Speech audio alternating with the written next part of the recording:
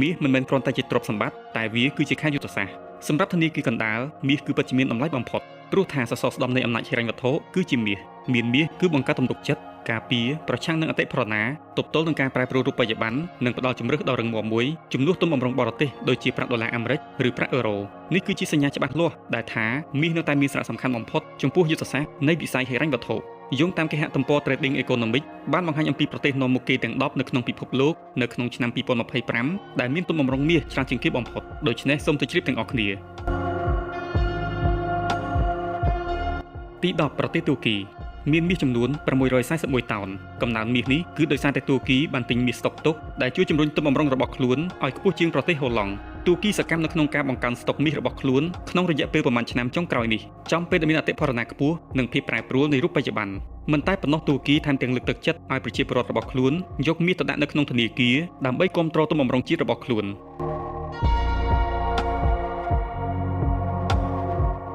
ទី9ប្រទេសជប៉ុនមានទុនបម្រុងមាស846តោនការកាន់កាប់មាសរបស់ជប៉ុនមិនមានការផ្លាស់ប្ដូរច្រើនទេក្នុងរយៈពេលជាច្រើនទសវត្សរ៍មកហើយខណៈដែលជប៉ុនពឹងផ្អែកច្រើនលើរូបិយប័ណ្ណនិងមូលបត្របំណុលមាសនៅតែដើរតួនាទីយ៉ាងស្ងប់ស្ងាត់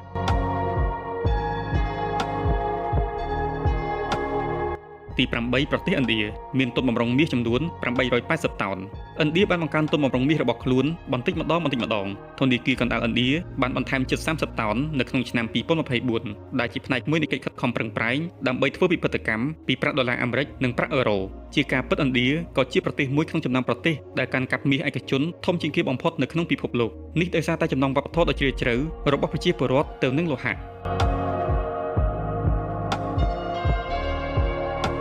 ទី7ប្រទេសស្វីសទុនបម្រុងមាសមានចំនួន1040តោននេះគឺជាចំនួនយ៉ាងច្រើនសន្ធឹកសន្ធាប់បើប្រៀបធៀបទៅនឹងចំនួនប្រជាជនដ៏តិចតួចបំផុតខណៈដែលធនាគារស្វីសមិនបានធ្វើចលនាសំខាន់អស់រយៈពេលជាច្រើនឆ្នាំមកហើយនោះមាសរបស់ខ្លួនតំណាងឲ្យការប្រុងប្រយ័ត្នផ្នែកហិរញ្ញវត្ថុនិងអព្យាក្រឹតភាពតើអ្នកដឹងទេប្រទេសស្វីសបានចម្រាញ់មាសជាង 60% នៃមាសរបស់ពិភពលោកទោះបីជាស្វីសមិនមែនជាម្ចាស់នៃមាសទាំងនោះក៏ដោយទី6ប្រទេសចិនមានទុនបម្រុងមាសចំនួន2304តោនចិនគឺជាអ្នកទិញមាសជាប់លាប់ដោយបានបង្កើនទុនបម្រុងមាសរយៈពេល18ខែជាប់គ្នាគិតត្រឹមពាក់កណ្ដាលឆ្នាំ2025វាគឺជាផ្នែកមួយនៃការជំរុញរយៈពេលវែងដើម្បីកាត់បន្ថយការពឹងផ្អែកលើប្រាក់ដុល្លារអាមេរិកនិងកសាងសេដ្ឋកិច្ចដែលរឹងមាំនិងពឹងផ្អែកលើខ្លួនឯងនិន្នាការប្រទេសចិនបានបន្ថែមមាសជាង225តោនចាប់តាំងពីឆ្នាំ2022ដែលឆ្លុះបញ្ចាំងពីការធ្វើពិពិធកម្មនៃទុនបម្រុងមាសជាយុទ្ធសាស្ត្ររបស់ខ្លួនទី5ប្រទេសរុស្ស៊ីមានទុនបម្រុងមាស2330តោនប្រទេសនេះបានបង្កើនមាសយ៉ាងខ្លាំងក្នុងរយៈពេលមួយទសវត្សរ៍កន្លងមកនេះដើម្បីការពារខ្លួនពីទណ្ឌកម្មនិងអស្ថិរភាពហិរញ្ញវត្ថុវាបានលក់ភាគហ៊ុនរដ្ឋាភិបាលអាមេរិកភាគច្រើនរបស់ខ្លួនហើយជំនួសមកវិញដោយការទិញមាសគួរឲ្យចាប់អារម្មណ៍ថារុស្ស៊ីស្ថិតនៅក្នុងចំណោមប្រទេសដែលផលិតមាសលំដាប់កំពូលទាំង3នៅក្នុងពិភពលោកហើយរក្សាទុកភាគច្រើននៃអ្វីដែលខ្លួនបានជីកយក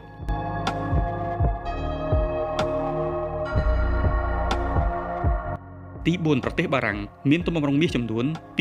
2437តោនបារាំងមិនបានទិញបន្ថែមឬកាត់បន្ថយទុនបម្រុងមាសរបស់ខ្លួននោះទេក្នុងរយៈពេលជាច្រើនឆ្នាំមកហើយដែលឆ្លុះបញ្ចាំងអំពីទំនុកចិត្តរយៈពេលវែងលើលោហៈនេះជាឃ្លាំងតម្លៃធនាគារកណ្ដាលរបស់បារាំងបានរក្សាទុកមាសរបស់ខ្លួននៅក្នុងបន្ទប់ក្រោមដីនៅក្នុងទីក្រុងប៉ារីសការពិតគួរចាប់អារម្មណ៍ដែលមាសរបស់បារាំងនៅតែមិនរងផលប៉ះពាល់ចាប់តាំងពីប្រាក់អឺរ៉ូត្រូវបានអនុម័តទី3ប្រទេសអ៊ីតាលីមានមាសចំនួន2452តោនវាគឺជាប្រទេសមួយទៀតនៅក្នុងតំបន់ចែកប្រាក់អឺរ៉ូដែលកាន់កាប់មាសរបស់ខ្លួនយ៉ាងតឹងរ៉ឹងបំផុតទោះបីជាមានសេដ្ឋកិច្ចច្របូកច្របល់និងកម្រិតបំណុលខ្ពស់ក៏ដោយធនាគារកណ្ដាលរបស់អ៊ីតាលីបានទប់ទល់នឹងការអំពាវនាវឲ្យលក់មាសណាមួយដោយមើលឃើញថាវាគឺជាទ្រព្យសម្បត្តិជាតិដែលមិនអាចប៉ះពាល់បានមន្ត្រីអ៊ីតាលីជាច្រើនតែងតែហៅមាសថាគឺជាទ្រព្យសម្បត្តិរបស់ប្រជាជនដែលត្រូវបានការពារដោយច្បាប់និងនយោបាយ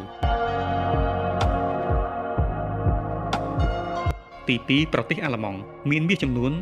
3350តោនអាល្លឺម៉ង់គឺជាប្រទេសដែលកាន់កាប់មាសច្រើនជាងគេបំផុតនៅអឺរ៉ុបនិងជាប្រទេសទី2នៅក្នុងពិភពលោកទាំងមូលធនាគារ Bundesbank បានចាប់ផ្ដើមបញ្ជូនមាសរបស់ខ្លួនមកពីបរទេសវិញដែលភាគច្រើនគឺសហរដ្ឋអាមេរិកនិងប្រទេសបារាំងនៅក្នុងទសវត្សរ៍ឆ្នាំ2010ដើម្បីពង្រឹងទំនុកចិត្តរបស់សាធារណជនទោះបីជាអាល្លឺម៉ង់មិនទាន់បានបន្ថែមមាសថ្មីៗក៏ដោយក៏ទុនបម្រុងមាសរបស់ខ្លួនដែលមានស្រាប់នោះបង្កើតបានជាផ្នែកដ៏សំខាន់មួយនៃឆ្អឹងខ្នងហិរញ្ញវត្ថុនៅក្នុងតំបន់ចែកប្រាក់អឺរ៉ូ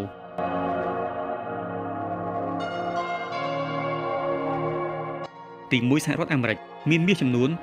8133តោនជាប្រទេសដែលមានមាសច្រើនជាងគេបំផុតនៅក្នុងពិភពលោកយើងដែលវ៉ាងដល់ឆ្ងាយពីប្រទេសទាំង9ដែលបានរៀបរាប់ខាងលើភាគច្រើននៃមាសរបស់អាមេរិកត្រូវបានរក្សាទុកនៅ Fort Knox ជាមួយនឹងទុនបម្រុងមាសដែលបានរក្សាទុកបន្ថែមទៀតនៅ Denver និង New York Federal Reserve សហរដ្ឋអាមេរិកមិនបានបន្ថែមឬលក់មាសច្រើនទេចាប់តាំងពីទសវត្សរ៍ឆ្នាំ1950មក